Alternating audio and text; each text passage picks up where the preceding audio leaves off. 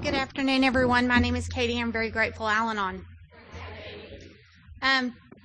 2 weeks ago, I was supposed to be on vacation this weekend and going out of the country, and God chose that I not go, and I was kind of disappointed, but there were other things that turned out to be more important.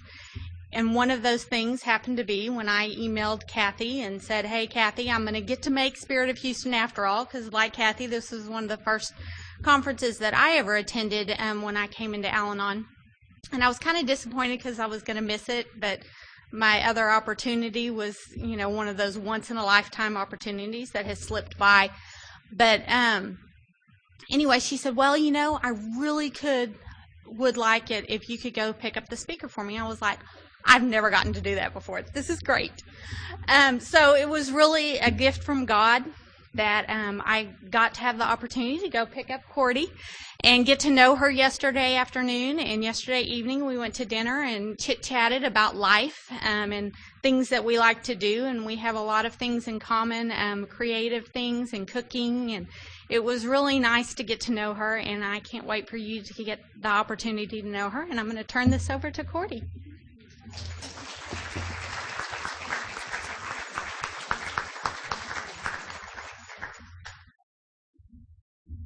Hi, my name is Cordi. I'm from Tulsa, Oklahoma, and Original West Side and Traditions are my home groups. I want to thank all of you for inviting me. I'm kind of pinch hitting for someone who didn't get to show up because of illness. And I firmly believe God puts me where I'm supposed to be every day of my life. So today I'm supposed to be here. And thank the committee and the gentleman over here doing all of the taping. It has been amazing. And I got off the plane, and she had emailed me and said, I'll meet you in the baggage area. And, I walked down there, and I immediately made eye contact with her, and it was as if I had known her all my life. We immediately started a conversation, and it's just been a joy the whole way. We got up here, and I got to my room, and I came back down, and she said, I'll meet you down here at registration. So she found my envelope with my name on it and got my tag out of there. And the lady that was doing the registration said, how many years have you been sober? And I said, all my life. And she looked at me again. She said, no, I mean, how many years have you been sober? And Katie said, she's an Al-Anon. So I have to say that, yes, it has been all my life. Years ago, I worked in Bartlesville, Oklahoma, for a nationwide company, and we had just hired a young man who was out of college, and he was most impressed with his own importance, and just a really nice-looking young man. And one of his first calls was to go to a little town called Hominy, Oklahoma. I don't know if anybody here has ever heard of it, but it's a little Osage Indian town, and it was about 30 minutes drive from Bartlesville, and he came back and he was just so disgusted. And I said, how did it go? And he said, have you ever been over there? And I said, well, yes, many times. Why? And he said, well, there either are no street signs, or they have bullet holes in them, or they've been spray painted, or they're rusted out. And he said, I drove around this block at least 4 times, and I was pretty sure I was in the right area. No house numbers. And he said, but each time I went around the block, there was a little old man in pinstriped overalls and a straw hat with a cane walking down along the side of the road. And I thought, if anybody would know, he would know. So he said, I pulled up beside him, I stopped, I rolled the window down, and I said, say, old man, have you lived here all your life? And he took off his hat, and he pulled out a bandana, and he wiped his forehead off, and he put his hat back on, and he said, not yet, son. And I said, what did you do? And he said, I drove back to the office. In my groups, I have been literature chairperson, I don't know how many times over the years, and not very long ago, we had a new lady in our group, and she wanted to buy a piece of literature, and Jean said, well, go ask Cordi, she's literature chairperson. And so she said, which should I buy first? And I said, well, the ODAT was my favorite book, but now they have Courage to Change. And well, I was just going through all them Paths to Recovery, and if you want the history, Lois Remembers. And she looked and said, my God, have you been here all your life? And I said, not yet. And in August, I celebrated 34 years in this amazing fellowship. I have been here half my life, and I can tell you when I first walked in, that was not what I wanted to do. I just wanted you to give me a piece of paper that told me how to get him sober and keep him sober, and my life would be all right. And, I didn't get that. The first time I was ever asked to speak, I said, I really can't do this. I just cannot stand up in front of a group of people and speak. My sponsor said, "Oh, Cordi, you just love to talk. Just pretend you're up in front of us and you talk." She handed me this piece of paper, and I said, "So what do I do?" And this is what she told me to do. She said, "I want you to share your laughter with those who have forgotten how to laugh. I want you to share your joy with those who have none. Share your tears with those who cannot allow themselves to cry. And most of all, share your faith with those who have none." And that's what I'm going to do today. I wasn't born in an alcoholic family. I didn't grow up with alcohol. My grandparents were married in Indian Territory in Oklahoma. They homesteaded. They lived on the same property all those years. And my father had two older brothers that were 10 and 12 years older than him. And we had a dairy a quarter of a mile from my grandparents. So I was raised in the country. I'm a country girl. And the dairy was our life. I belonged to 4-H, all of those things. In fact, the teachers in my town taught my father and my uncles. That tells you what the school system was like. I went from the 1st through the 12th grade in the same school system. My father's two older brothers drank quite a bit, and at every holiday, we would go to my grandparents' home. My mother was adopted and had no brothers and sisters, so I had 6 cousins, and that was my only relative. So when we went to my grandparents' house, my cousins were all quite a bit older, and they didn't really want to have anything to do with my younger brother and I. I was number 3 of 4 children.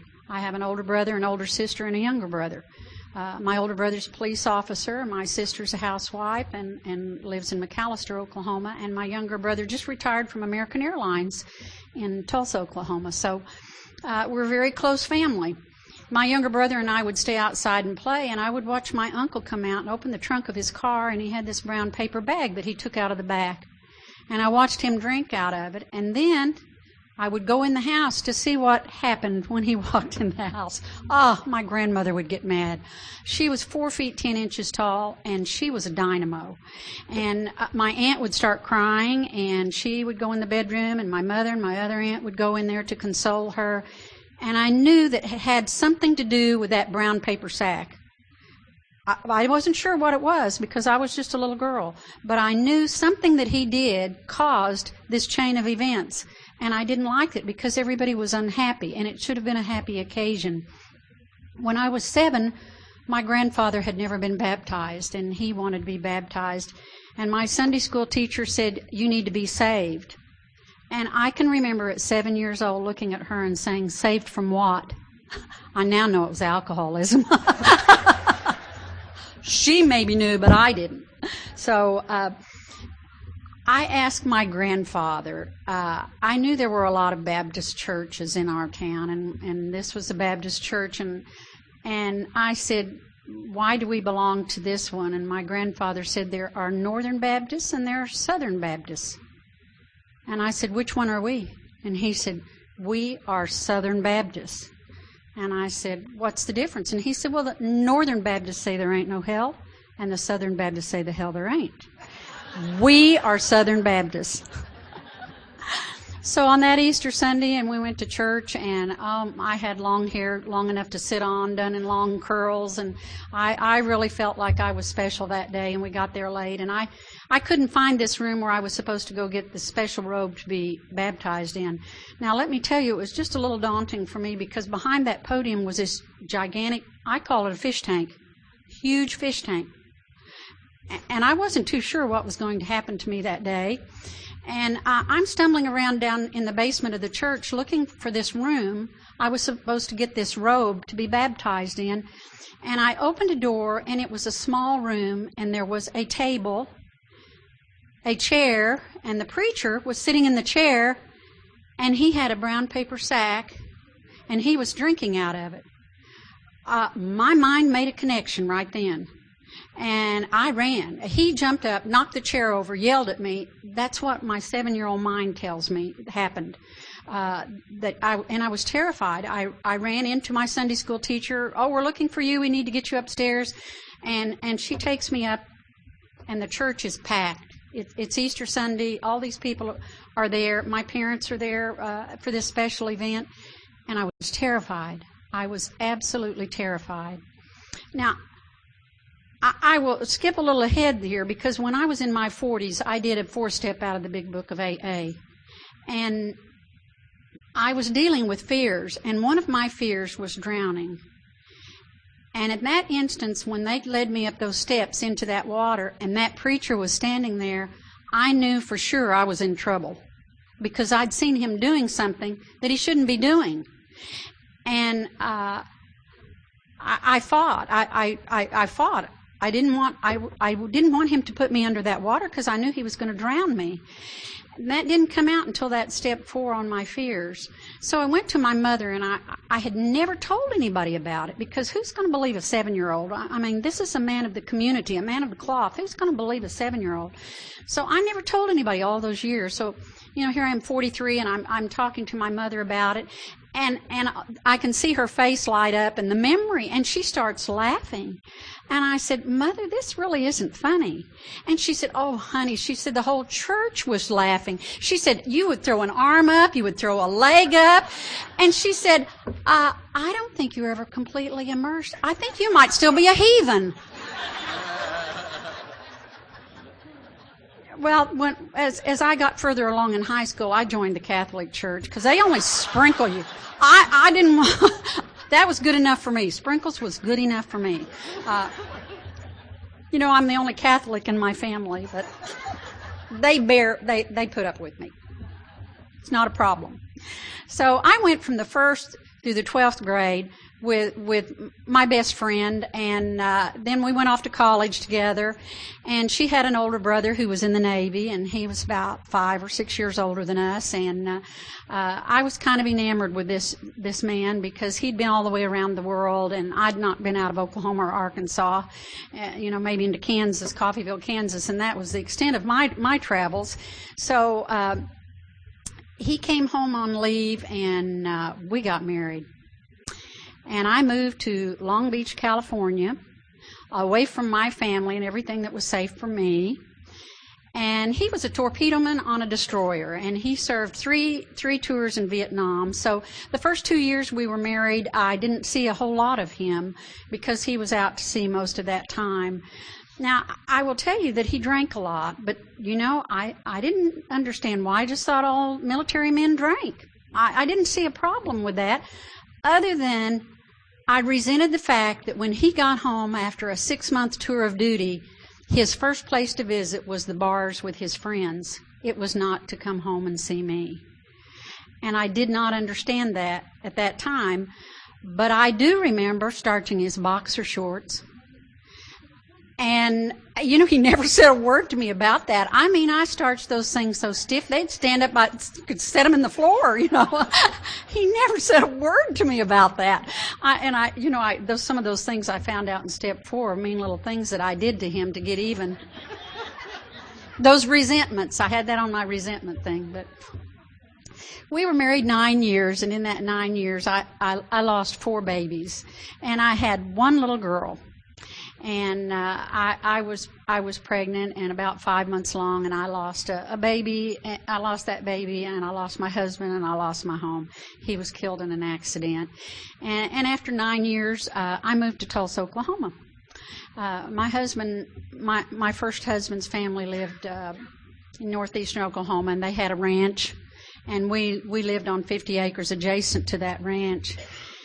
So I gave up living out in the country, and I moved to Tulsa. And my sister lived in Tulsa at the time, and my younger brother was just out of the service, out of the Air Force, and he lived there too. And they were a big support to me. And I was a single mother with a little 5-year-old girl, and starting all over again. And it was a hard time for me. I really wasn't interested in looking for anybody else in my life, but my sister's neighbors had a son who was a successful businessman in Tulsa, and he had been divorced, and he had 5 daughters. And they thought it would be really nice if he and I dated. Now, I want to tell you that this man walked into my life in his custom-made cowboy boots and his tailor-made suits and drove this big car, and I fell head over heels for this man. And, I was so amazed at this man because his children were his number one priority. He loved his children, and that touched my heart. That was one of those selling features. And, I was so impressed. Here's this kid from the country. When we went out to eat, I don't care if there was a line of people there. The restaurants he took me to, his table was all set, and his drink of choice was on the table. Now, that really impressed me. Wasn't like that at my house, Let those who don't want any have fond memories of not getting any. If you aren't at the table when dinner's ready, you missed your chance. It's gone, and I was quite impressed with the service he got, and that I was on his arm, and I got that kind of service too. Now, I did not understand why when he would ask me where I'd like to go, and I'd say, let's go to the Coney Island and go to a movie. And he would say to me, is that all you aspire to do? I take you to nice places. I had no idea that the reason he took me to nice places was because he could get his drink there. They didn't serve drinks at the Coney Island or in the movie house, But I didn't know that. I had no idea. So that started that first chain of events of feeling less than, not as good as, not as pretty as, not as smart as, and he was one of those real high IQ guys that could do logarithms and write computer programs on a napkin, and sometimes I felt a little intimidated by this. When we got married, we dated for 2 years, and then we got married, and immediately his 3 younger children came to the wedding, and they became my daughters. The 2 older girls were pretty much off on their own at that point, but the 3 younger ones came to live with us. So we had 4 daughters, and there was 4 years and 10 months between the oldest and the youngest, and my daughter was number 3 in age.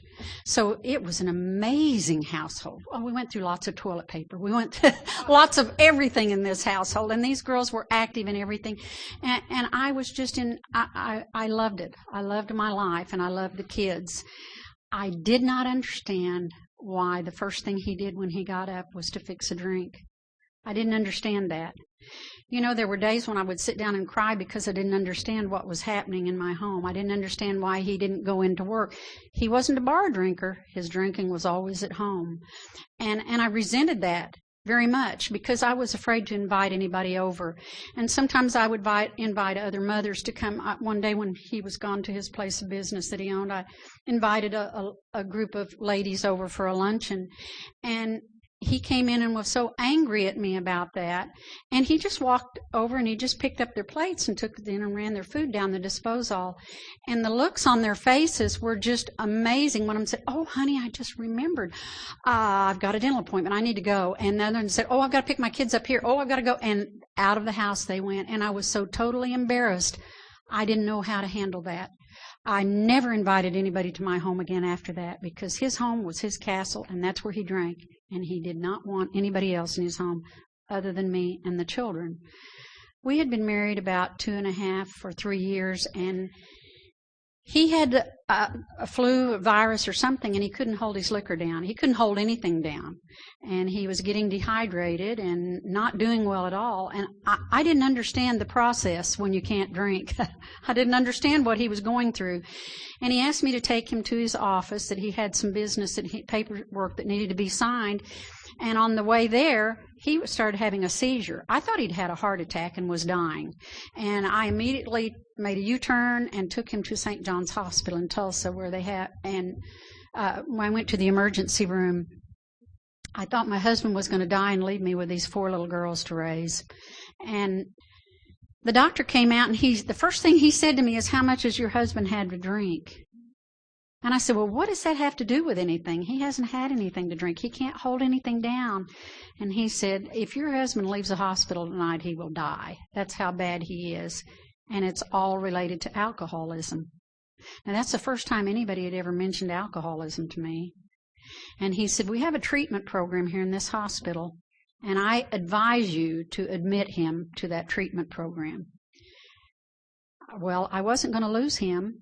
And I told him, he said, get my clothes, I'm going home. And I said, no, you're not going home. The doctor said this is where you needed to be and this is where you're going to be, and I'll have you committed. I'll fill out the paperwork. I'll have you committed, and you'll have to stay.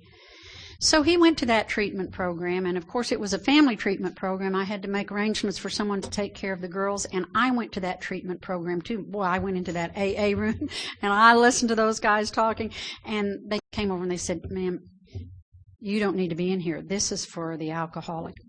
And I said, "No, this is exactly where I need to be because I need to hear what you have to say."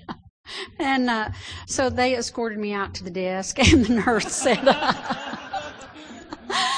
nurse said, "Honey, there's a meeting for you just down the hall, and we encourage you to go to that meeting." So she took me down the hall, and there was laughter. I could hear people laughing in there, and I thought, what in the world do these people have to laugh about? This is serious business, you know. So I get in that room, and there's all these women and one man, just one man. And they said, "Welcome, we're really glad you're here tonight. And would you like to share a little with us?" And oh my gosh, no one had ever asked me to share. And I mean, all of it came out. And this little guy just held up his hand and he said, "Ma'am, there's a meeting for them down the hall. This is about you." And I was silent for a minute, and then I started again. I completely ignored him. And he did this again. And he said, "You know, this is a program for you. We don't deal with alcoholics in this meeting. This is a program for people whose lives have been affected." And I said, "Listen, you don't seem to understand." And he said, "Yes, I do understand." He said, "You have a problem with alcohol." And I said, "Well, no, I don't, because I don't drink." He said, "But you have a problem with alcohol." And I said, "Read my lips. I don't drink." He said, "But other people's drinking causes problems in your life, doesn't it?" Wow. Now that made sense to me. And I said, "You are absolutely right." And he handed me a little brochure that said, "So you love an alcoholic." I still carry that around with me because I love alcoholics. Now, I got the big book of AA while I was there. And you know what? I came to those meetings, and I think that those people in that meeting told the nurses, "You know, she might not drink, but we really think she'd benefit from the AA meetings." And, you know, I saw that in that book, Cunning, Baffling, and Powerful, and I thought it was a description of me. I thought, well, they really hit the nail on the head. I am cunning, baffling. I got him into treatment. That's me, you know, until I got a little further, you know, and I saw that irritable, restless, and discontent. And then I knew they really had described me in there. That did fit me. My husband would not stay in that treatment center. They got him detoxed. He was there less than 2 weeks, and he said, "We are going. Get your things." And I said, "No, I'm not going." He said, "Oh, yes, you are." And I said, "No, I need this. I need to be here." And they let me sit on the AA meetings, and I went to the Al-Anon meetings. And I made a ceramic cup, and I made a little billfold. Oh, the AA's got to do such fun things, you know. I got to do service work. I got to clean up after them and all of those good things. I stayed that whole month in that treatment center, and I can't begin to tell you what I got out of that. What an amazing month in my life. I came out and my car was gone. My husband had taken my car, so I had to call somebody to come and pick me up. Now, I was told to go to Al-Anon meetings, so I found an Al-Anon meeting, and I went to it, and when I came out, my car was gone. Now, my husband would follow me because he was not about to go to AA. He was very threatened for me going to Al-Anon, and he did not want me to be there. So he would take my car and leave me stranded. And one night I was at a meeting, and one of the ladies there said, "Honey, I'll give you a ride home." And I said, "Oh, I would love that." And she turned the opposite direction, and I said, "Well, no, that's not the way to my house." And she said, "Well, I know, but I've got to go by this certain bar and check to see if my husband's there." I said, "Really?"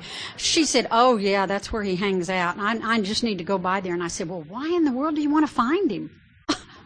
I said, "I'd give anything if my husband was there drinking. He'd be away from home. I wouldn't have to look at it. He'd be gone." And so, you know, we went there, and she checked to see if his car, and it wasn't there, so she took me home. And but you know, her problem would have been my solution at that point. So the more I went to Al-Anon, the angrier my husband got. So I had to sneak out when I said he passed out. Now, he said he was just sleeping. He was just asleep on the sofa. And the children became my allies because they would make sure one or the other of them was there to unlock the doors, because he locked me out of the house. He unhooked the garage door opener and locked me out. So the children would stay, and most generally it was my biological daughter that would stay because she was protecting me. And I didn't understand. I didn't understand what was happening. And then the physical started happening, and he would shove me up against the wall. He would shut doors on me. And at night he would push me out of bed and tell me that I wasn't worthy of sleeping in the same bed with him. And I had this favorite place in his closet that I had one of the children's sleeping bags, and I pulled his row of slacks out, and I put that sleeping bag up against the wall, and I would go in there and sleep at night. And that was what was normal for me. I couldn't tell anybody about that. How do you even tell your best friend about that? I didn't. That was just what I did to survive and to sleep, and so the children wouldn't know what was going on in our household. I thought that was normal behavior. I didn't realize I could have told him to get his ass out of bed and go sleep on the couch. I didn't know that. You know, he had me convinced it was his bed and I couldn't sleep there. So that's what I did. And you know, this one lady that became my temporary sponsor gave me a ride home from the meeting one night, and we were sitting in her car talking, and suddenly my front door opened, and out came my husband, and he said, "I want you out of that car right now, and you get off my property." And Mary said, "Well, this isn't your property. This is a city street, and I have every right to park here." And he turned around and left, and he goes in the house and into the garage, and he comes back, and he has a tire tool in his hand.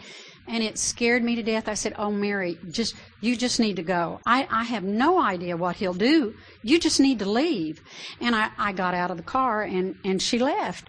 I don't know what he would have done. I don't know if he'd have broken her window or harmed her, but I became fearful at that point of what would happen to someone I knew because of that. But you know what? For that 1 hour, that 2 hours I was in those Al-Anon meetings, I felt better. I was not about to give that up. That was my life. I went to every meeting in Tulsa hoping that he wouldn't find me, you know. And so I called Mary one day. I had to go to the hospital for some major surgery. And while I was there, he drank a lot. And he came to the hospital one night inebriated. And he unplugged all my life support systems and told me I was going home because that's where I belonged. And the hospital security came and escorted him out of the hospital and told him they would have him arrested if he set foot on the hospital grounds again. You know, I have no idea what his reasoning was there other than I was his safety. I was his caretaker, and I took care of the children and him. And if I wasn't home, I don't know. I never ever got an answer to that. I don't know if he realized what he was doing. But I got home, and I after I got better, I called Mary and I said, I just can't stand being in the house with him when he drinks. And she said, "Honey, you're a country girl. Can't you find something outside to do?" I said, yeah, we had a tree that died this winter. So, I went outside. And, he locked me out as soon as I got outside, but I had a big 55-gallon drum. And I got the clippers, and this tree was about this big around. It was a peach tree that had died. And I had my little ladder out there. And I cut off his ears. I cut off his nose. I got real creative the further I got down. And I cut that up in 1-inch pieces. 1-inch pieces. I had blisters on my hands. Well, I knew the trash men were coming the next day, so I thought, I better get this out so it'll get picked up. So the next morning, I get the children off to school, and I drag this out to the curb. And just as the trash men are coming around, so this guy gets out, and he comes over, and he looks at that, and his eyes got real big, and he looked at me, and he said, "Did you do that?" And I said, "Yes. Look at my hands. I'm married to an alcoholic. It is all his fault." And he says, "Bubba, hey, Bubba, come here." So this other guy gets out, the driver, and he comes back and looks at it. He looked at that, and he looked at me. He said, "Did you do that?" And I said, "Yes, I just told him I'm married to an alcoholic." He looked at that, and he said, "You know what? You are one damn crazy lady." Well, the nerve of that guy. How could he make that statement? He didn't know what I lived. He did not know what my life was like. I just resented that so much. I can remember somebody asking us one time, my husband would say, well, we have 6 daughters. And somebody said, 6 daughters? And of course you get that, you must be Catholic. And I'd say, well, yes, I am, but he's an alcoholic. It just stops all conversation. They go, oh, okay. They don't ask any more questions after that, So I did that. So, then a week or so after that, I was out mowing my yard. And he did not like that at all. He hired somebody to do that, and he didn't like me mowing the yard. But I like to mow the yard. I like to do gardening. So he came out and shut off my lawnmower. So I'd been going to Al-Anon, and one of my character defects was patience, tolerance. Okay, so I let him get back inside and maybe lay down and go back to sleep. And I started the lawnmower again, and he must have been standing in there watching, because he came right back out and he shut the lawnmower off. Oh, that really annoyed me, but I thought, okay. So I go in the garage and I find the weed eater, and I get that plugged into the outside lamp because it was electric, and I'm using the weed eater, and he comes out the door and he walks out to the lamp post and he unplugs the weed eater. Well, my patience is wearing really thin, but I just stood there. I waited for him to get back in. I wonder if I plugged it in again. He came out and he unplugged it. Now, this is 4 times he's been out of that house, so he's not drinking. He can't have time to get a drink.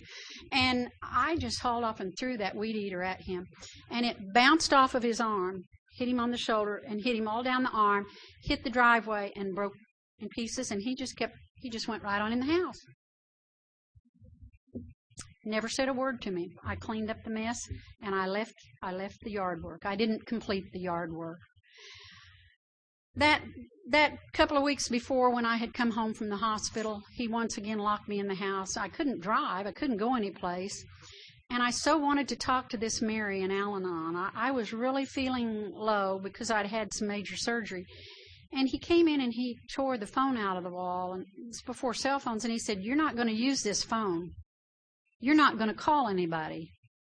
And I was making a sandwich, so I picked up the butcher knife and I said, you're going to let me use that phone, or I'm going to use this knife on you. I don't know if I ever would have done that or not. I didn't get what I wanted. He didn't let me use the phone. Well, I put the knife down, and that was it. And I just said, okay. And I let it be. So, here 2 weeks had gone by. I'd been in Al-Anon one night, and, we had talked about the effects of alcoholism on the person and to treat the people in our home with kindness and courtesy. And I thought, it all begins with me. This isn't about him. This begins with me. And so I went home from that meeting feeling like I wanted to be a lot more courteous and kind to my husband and separate the disease from the person and treat him like that man that I fell in love with.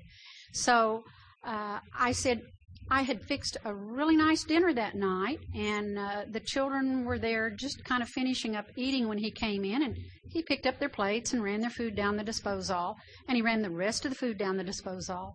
And I said, undoubtedly something I fixed doesn't appeal to you. Is there something you would like to have tonight? I'd be more than happy to cook you anything that you would like or get you anything that you would like. And so he mentioned Chinese food from a certain place in Tulsa, which was across town from where we lived. And I said, you know what? I'll go get that for you. I will go get that for you. So I get in the car and I drive across town and I buy $50 worth of Chinese food, and I get back to the house and I just get out of the car and I'm in jeans and boots because that's what I wore. And he's standing there at the door, and I see him lock the lock and lock the lock. And honey, I've got your Chinese food here. He said, you aren't coming back in my house. Wrong words. I set my derriere down the fender of his car, and I took my boots and I kicked my back door down. I broke out the whole frame. That's how mad I was. And I got that man by the shirt collar, and I said, you're going to eat this or else. I lost it. Everything I learned, I lost. And no, he wasn't too interested in that at all. So that food, the children came in and ate it, but he didn't eat, and I did not understand the disease of alcoholism. I didn't understand that he couldn't. He couldn't eat anything. He drank. That's all he did was drink. And you know, I went to the open AA meetings, and I heard this AA speaker say, you know, his family would say, you just drink too much. If you just wouldn't drink so much. And he said, you know, that was never my problem. My problem was if I took one drink, I could never get enough. Oh my, did that touch me? I understood. I finally understood what my husband was going through. I didn't have that problem. I could take one drink and not have another one for 6 months, and it didn't bother me. But when he took that first drink, and you know, the alcoholics in the AA program told me that his disease would progress, whether he was drinking or not. And when he came out of that treatment center, he stayed sober for 3 months. Now, you know, I didn't know the man I was married to, because when I married him, he was a full-blown alcoholic. That's the only person I knew. That was the man I fell in love with. So this was a whole new person to me when he was not drinking. He was an amazing person. He was very shy. He was not outspoken. He was very kind and considerate of the children. But when he started drinking again, it was as if he had never stopped in between. He started at the same amount and drank. And I never disposed of his bottles because he had the money to go buy more. It didn't make any difference. I just left them wherever I found them, wherever they were. He didn't hide them. He kept them in a certain place, and they better be there. And I left them there. And I watched the disease progress in him. Now, one night, the youngest daughter, Christy, and I were in the house by ourselves. And I don't know what had happened. She was in the family room, and he walked in. And I walked by the door, and he slapped her. And I immediately was at her aid. And I said, this isn't going to happen in my home. You will never, ever touch one of our children. Ever. And he turned around and grabbed me by the neck and had me up against the wall. Now, he was probably 6'1" and weighed maybe 185, 190 pounds. And I'm 5'6", and I think at the time I weighed about 130 pounds. And I mean, it was just like this. He had me up against with one arm, and I was choking, and I was losing. My life just passed before me. You know, alcoholism almost killed me, and I don't even drink. I just lost sight of everything. Everything about my childhood went across my mind.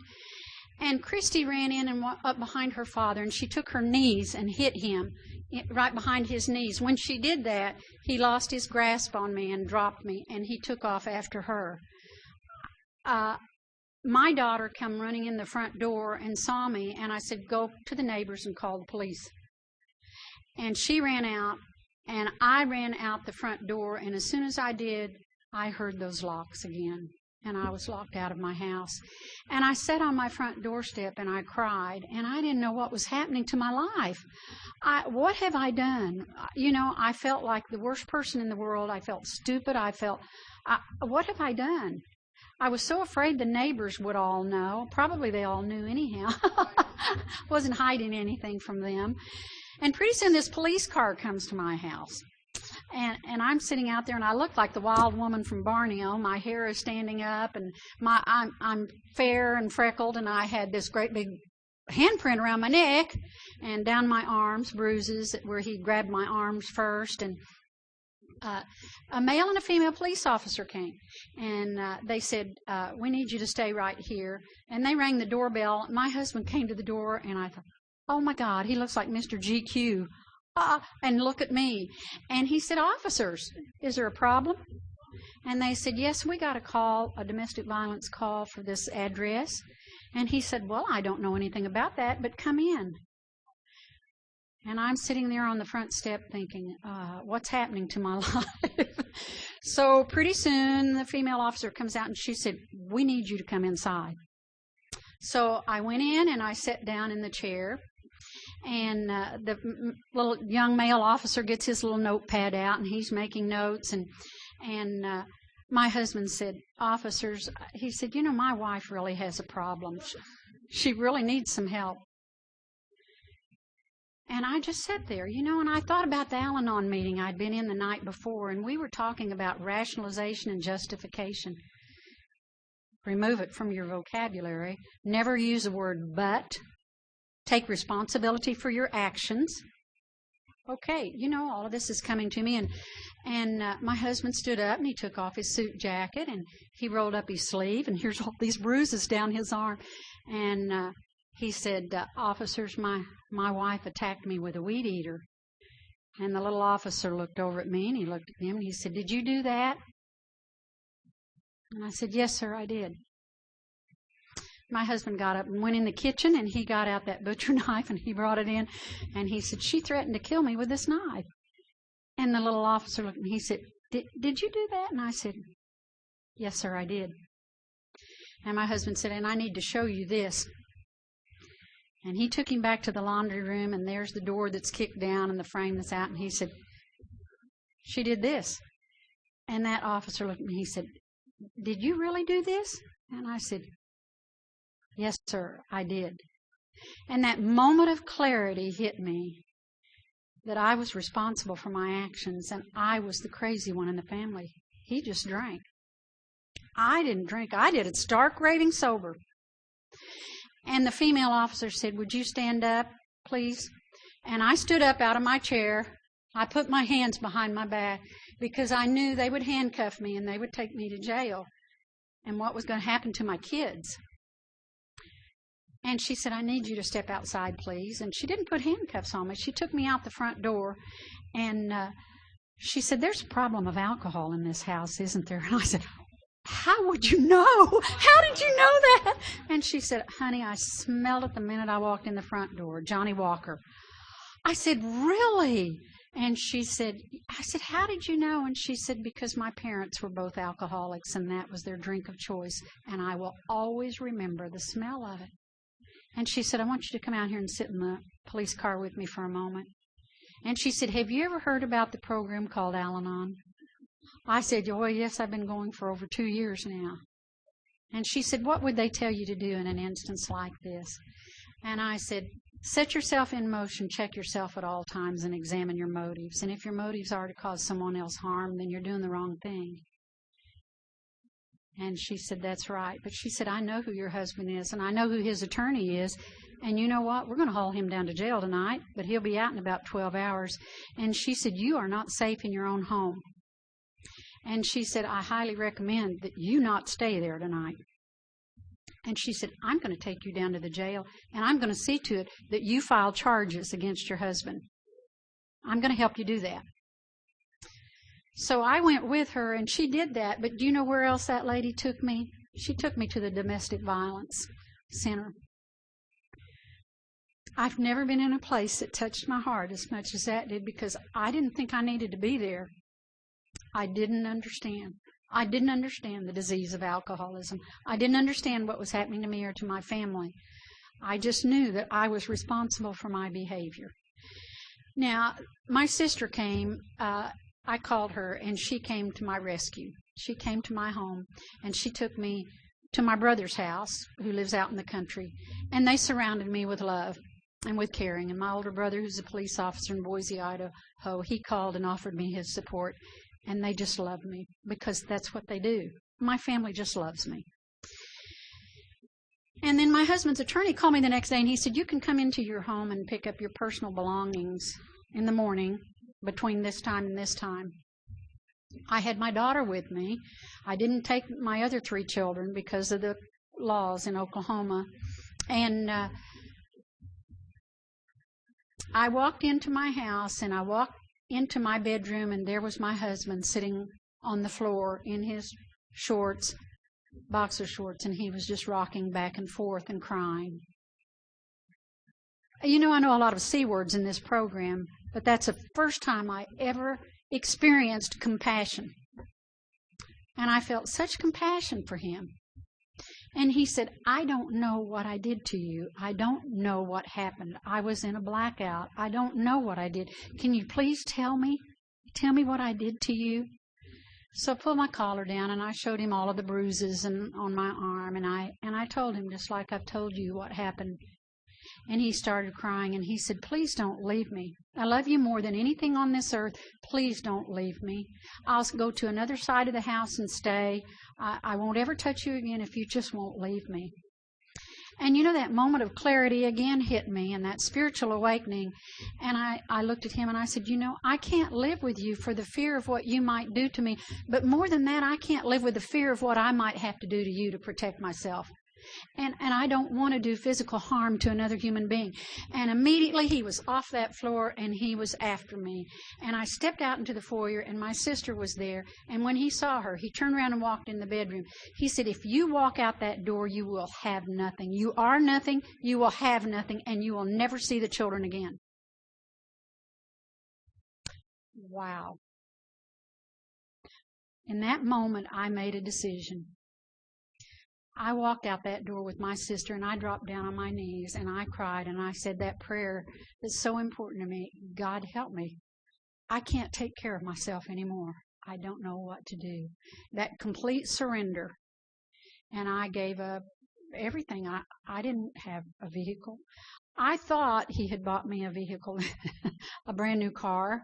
And one time I ran away from home and came to Texas, to Midland, Texas, to visit a good friend of mine. And he found me.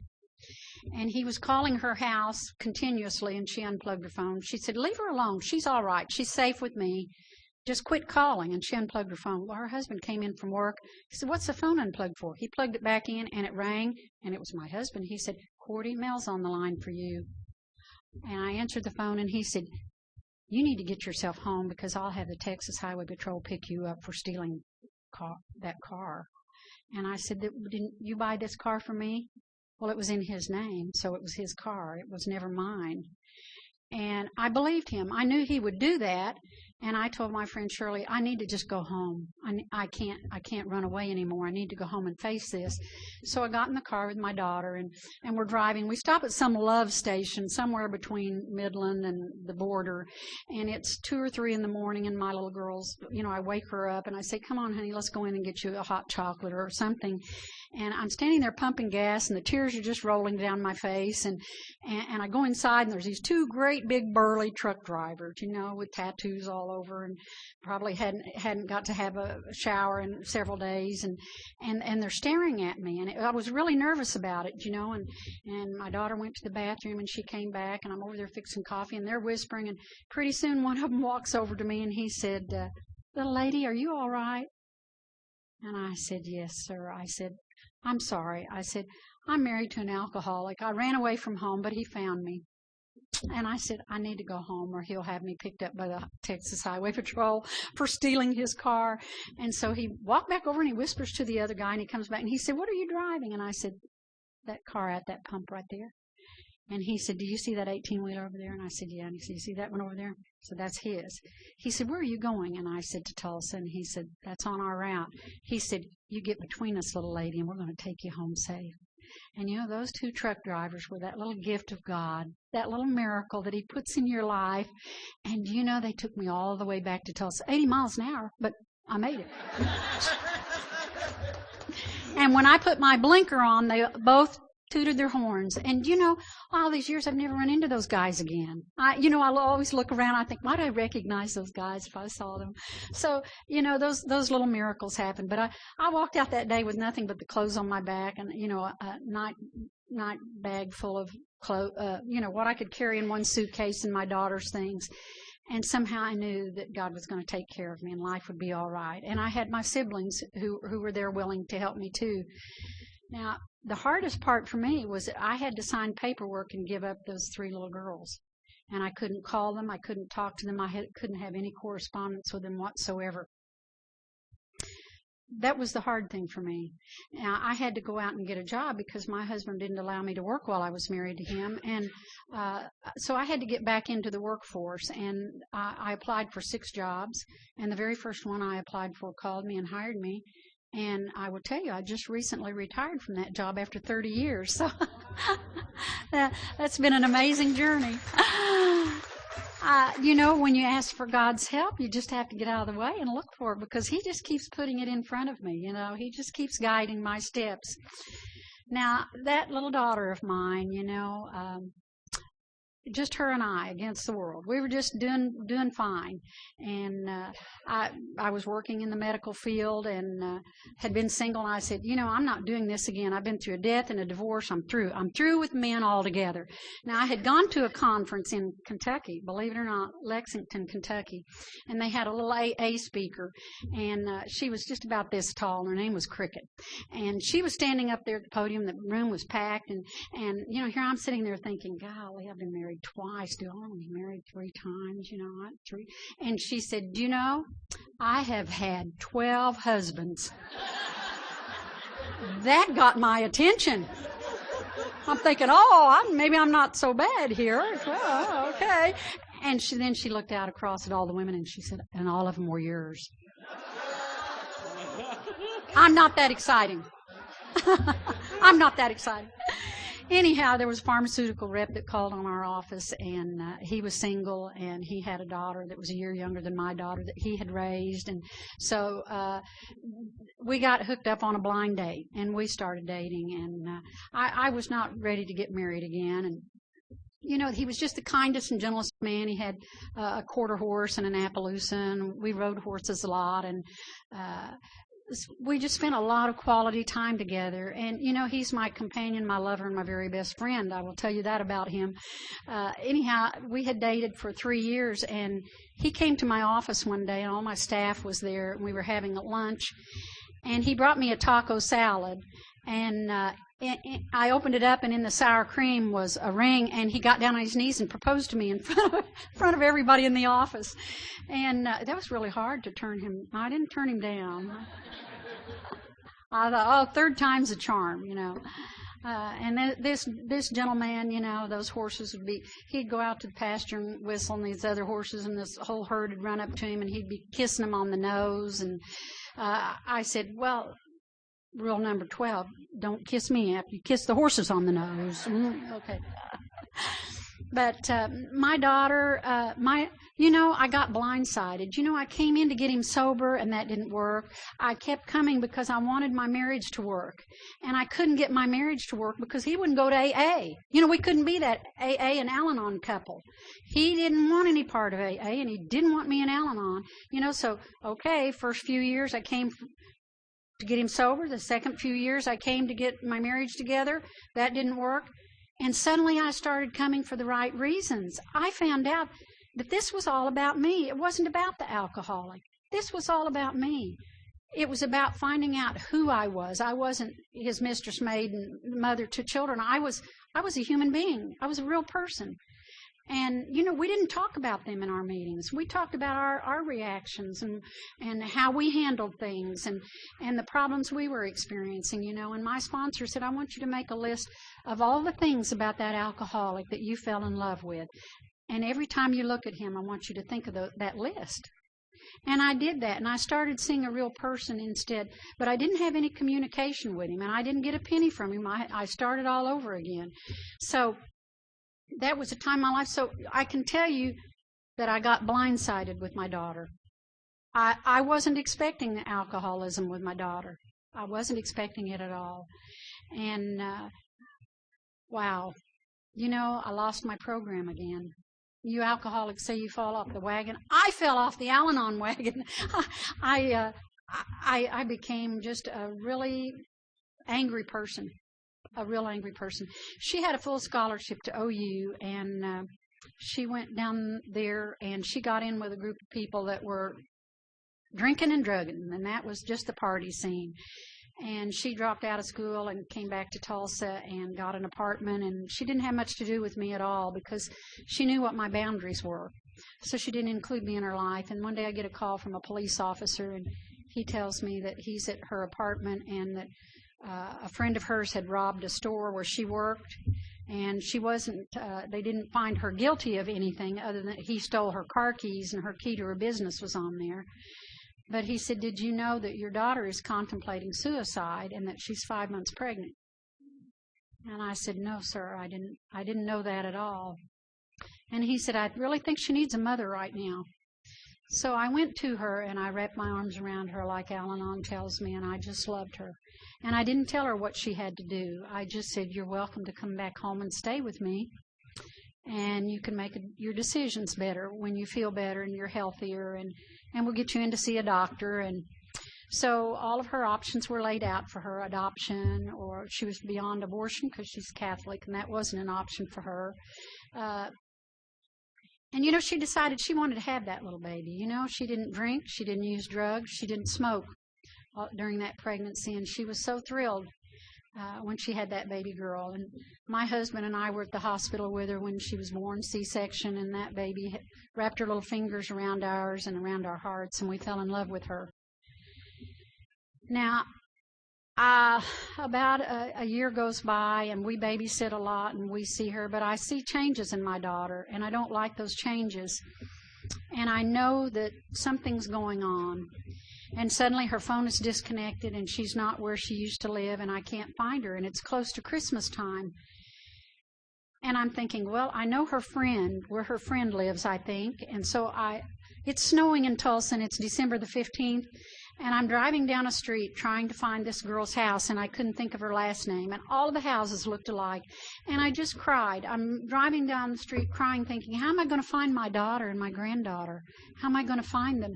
And someone ran out of a house, and they were doing this, and I turned around and looked, and it was this Margaret, and she said, you married again, and I didn't know your last name, and I didn't know how to find you, and your little granddaughter's in a really bad way, and the DHS is going to be called, and your daughter's drinking and drugging, and I know how much you love her, and I know how much you love that baby, and I wanted you to know what was happening, and this is the address where you can find her.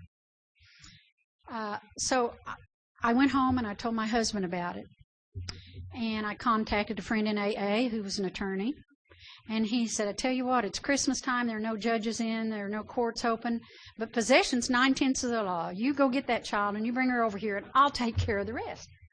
So Bill, I called my sponsor and I said, what do I do? And she said, honey, we're not talking about a car that's being repossessed. We're talking about a life here. We're talking about a child. And I think that you need to go get her. So Phil and I get in the car and we drive over to the north side of Tulsa. And my heart just sank. We found this address, and this house had, the windows were boarded up. The old junk, all trash around it, some old motorcycles and some new motorcycles, and two of the meanest looking dogs chained up to the front porch that were just at the ends of their chains. And I started crying, and I saw her infant seat on that front porch, and I knew my granddaughter was in that house. And Margaret had told me that my daughter had left with somebody and left my granddaughter in that house with people. I started crying, and I said, oh, Phil, what are we going to do? He said, honey, it's going to be all right. And he got out of the car, and boy, those dogs are just long teeth, and they're just trying to get at him. And, he just dropped down on his knees, and he went over to those dogs, and before I knew it, they were down letting him scratch their bellies and their ears, and because that's the kind of man I'm married to. And, he said, you go get the baby. So I went up, and I could hear her crying. I banged on that door, and someone came to the door, and they had this little girl in their arms. I'm going to tell you, I never experienced hate as much as I did at that moment of my life. I hated alcoholism. I hated my daughter. I thought she should die for this. How could she do this to another human being? How could this be happening to this little baby? She didn't deserve this. She'd lost over a third of her body weight. She had burns on her. She had bug bites. She had lice. And when she saw me, she knew me, and she reached out her little arms, and I just took her out of this girl's arms. She said, who are you? And I said, I'm her grandmother. I'm going to take her to have her picture made with Santa Claus. So that was all I could think of. She said, well, we're not supposed to let you have her. And I'm looking inside, and it's a drug den. There are people laying on the floor. There's, it was really a bad place. And I took that little baby and I grabbed her infant seat and I got in the car. And we went directly to the attorney's office and they took pictures of her. And then we took her to another friend in the program who's a physician. And she had strep infection. She had an ear infection. She had pneumonia.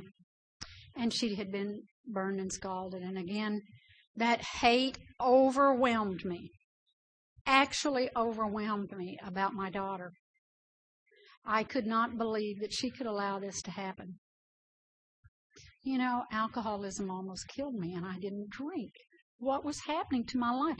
I was powerless over another human being. I was on step one most of the time. My life was unmanageable. I wasn't managing my life very well at all.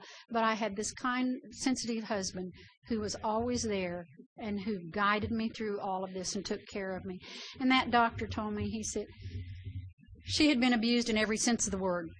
And the doctor came out crying and said, I really should put her in the hospital, but I know the two of you very well, and I think that if you take her home, and I'm going to start her on medication, I want you to bring her back every day, and you put her between you, and you hold her and make her safe, and let her know that she's safe, she'll do all right.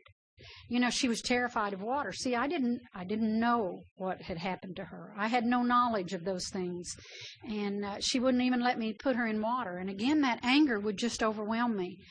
And 3 days later, my phone rings, and it's my daughter. And again, it's just like bile in your throat, that anger that comes, that overwhelms you. And you know, I stopped and I thought, I have a program that tells me, separate the disease from the person. Love the person and hate the disease. And when I picked up that phone, I got an earful of foul language and anger, and you can't take my child from me. My friends are going to come over and they're going to tear your place up, and you know, and all of this, you know. And I listened to her, and I didn't react. I responded. My sponsor told me to do that. She said, you react to everything. If you respond, it'll be much easier. And I said, oh, honey, she said, you can't steal my child from me. You're kidnapping her. And I said, oh, honey, I didn't steal your baby from you. I said, don't you know how much I love you? From the moment I held you in my arms, you're the only child I gave birth to. And I said, you have always been in my heart. Every moment of your life, I have loved you. I said, do you remember that I used to read to you every night? I said, I'm going to do that for your little girl. And I'm going to take care of her, and I'm going to love her until you're able to do that again. And I know you will. I know you will. You know what? That was 21 years ago.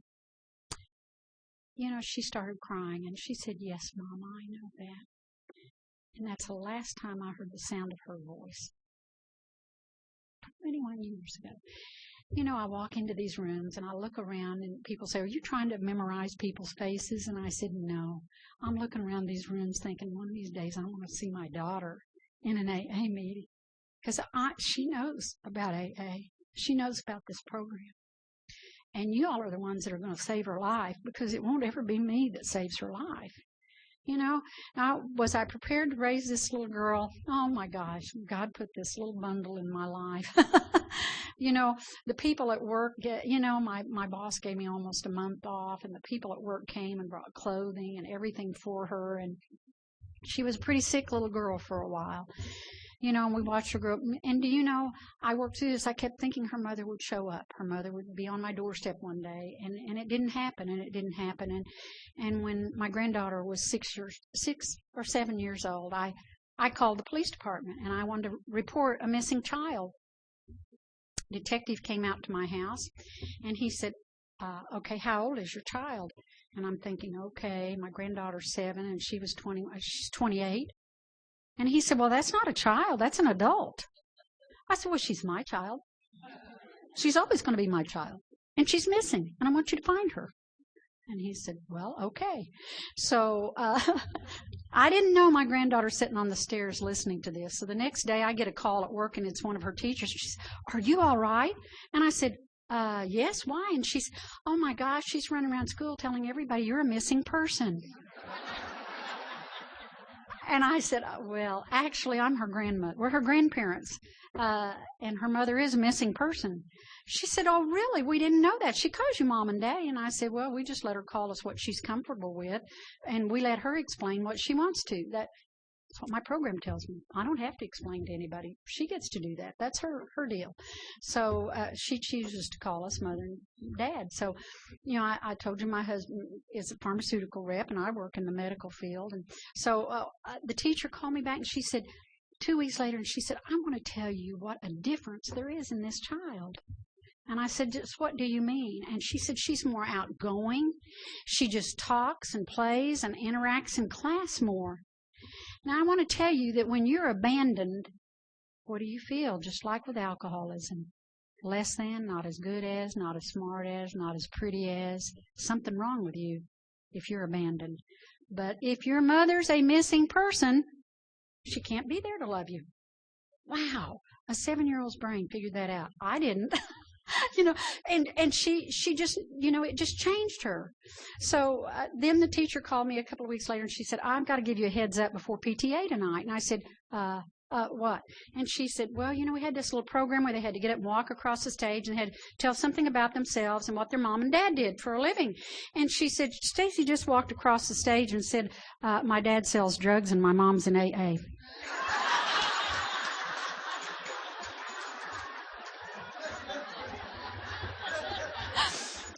And I said, well, she didn't tell a lie.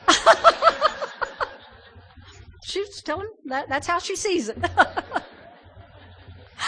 So, it has just been such a journey with this little girl, And so when she was about 14, every year at Christmas, she remembers that that's the time that she came to live with us. And she misses her mother, and she'd always go get on the bed and she would cry on Christmas because she thought her mother would come back and get her at Christmas time.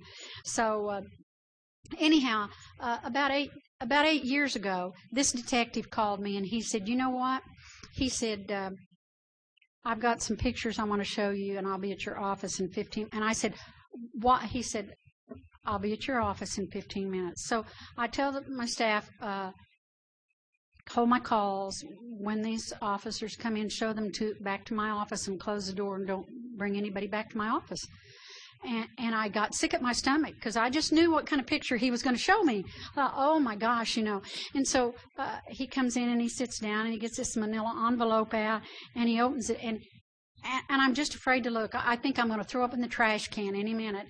And he lays this picture out in front of me. And I started laughing. And he said, I've never had that reaction before.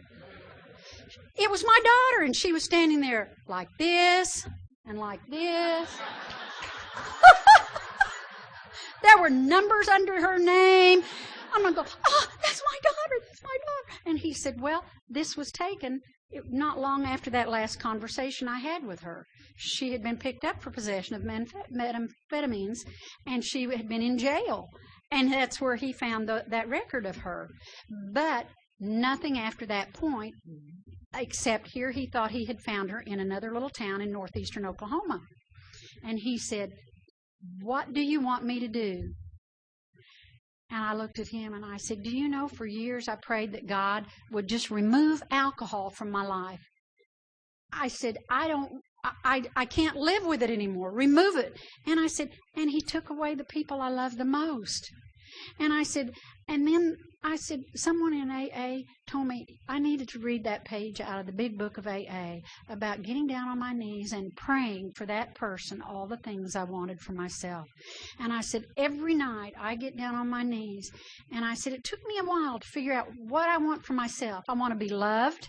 I want to know that I'm loved. I want enough food, enough clothes, a job to support me, a warm bed to sleep in at night. So those things I could pray for my daughter. And then I would say, God, just wrap your arms around her and hold her like I did and rock her and let her know the feel of you. That's what I want. Every night I pray that for. And I said, and you know what? Then he put you in my life. And he said, he went to that address and he asked me from the description if that was my daughter. And I said, well, she could have dyed her hair black. I don't know. And he said, well, she's not using drugs if it's her. And I said, how would you know that? And he said, well, she probably weighs 200 pounds. Well, she's 5'9". That's a little heavy. But he said there were a lot of beer bottles in the room, and there was a big guy sitting there. And I asked her if you were her mother, and she said, that's not my mother's name. And I asked her if she had a daughter, and she said, I don't have any children. Now, was that for his benefit or for mine? I don't know. What do you want me to do? And I said, absolutely nothing. You're the messenger. God sent you to carry this message to her.